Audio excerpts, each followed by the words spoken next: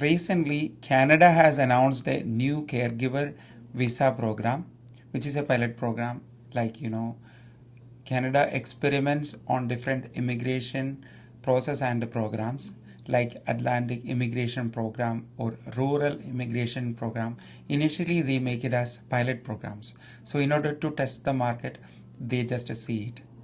So, if it is good and going well, they make it permanent.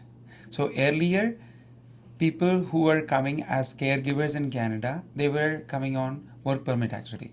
So they come to a house for looking after a baby or an old person, or they work in care homes actually.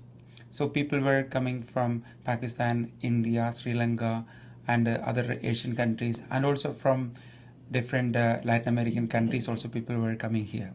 So they were initially working in one place. After 2 years, they were eligible to apply for permanent residence in Canada. While they were working, they could bring their family members also under the reunification programs. So now the change is that people who are coming directly from these countries can get PR on arrival actually. So this is a new update actually. So many people were asking how to come to Canada as caregiver. So that's why I have just answered this question here in this video actually. My name is Bijo Sebastian. I work in Canadian Skills Development Center. So we are a helping center for newcomers here. So we produce different videos and we have different services for PR holders in Canada, refugee claimants in Canada to upgrade their skills especially. When we speak about the caregiver or healthcare programs here, you can see these are 6 or 7 months programs or up to 1 year program actually.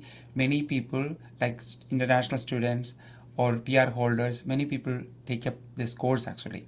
I want to give you an overview of PSW program, that is personal support worker. So we have different colleges offering this program. The main modules for this program is like first is PSW Foundation Safety and Mobility. So these are Canadian rules and regulation included in this profession actually. Then body systems, anatomy and physiology, assisting with personal hygiene, abuse and neglect. So that is also coming under the foundations and rules and regulations. Household management, nutrition and hydration. So some of the caregivers would be working at different houses actually. So they should be knowing these things actually. Care planning, restorative care. So this is another module. Then documentation, working in a community. So these are the other modules. Assisting the family growth and development, another module. So these are really useful topics actually. Assisting the dying person. So old age people are cared by personal support workers. So module includes assisting the dying person, assisting with medications. So the PSWs are not RPNs or RNs. Even if they are back home nurses also, they are caregivers only. So assisting with medications is another module. Cognitive and mental health issues and brain injuries. You can see lots of people are bedridden because of accidents or other mental health issues. So how to care those patients or residents are taught here. Then health conditions, then CPR and first aid training included in this one, right? Then there is an institutional placement and a community placement. So this is like, you have to go to a care home and you have to complete 210 hours in facility training, which is like caring the patient. Then another part is 100 hours. So that is community placement. For example, retirement homes or old age homes, these places. The first placement, which is the facility training, which has to be done in a long-term care itself. So normally the college arrange all these things. In our associate colleges also, all things are done properly. Now you can see when you come to the admission eligibility criteria, you need to clear certain examinations, entrance examination, which are related with your caregiving experience or your plan to become a PSW. You have to clearly state those things, like the questions would be asked and you have to clear those questions. And there is WPT or a SLE test, that is kind of basic maths and English understanding of the candidate. So once you clear that, you can get an admission actually. If you are a PR holder, you don't have to pay much fees actually.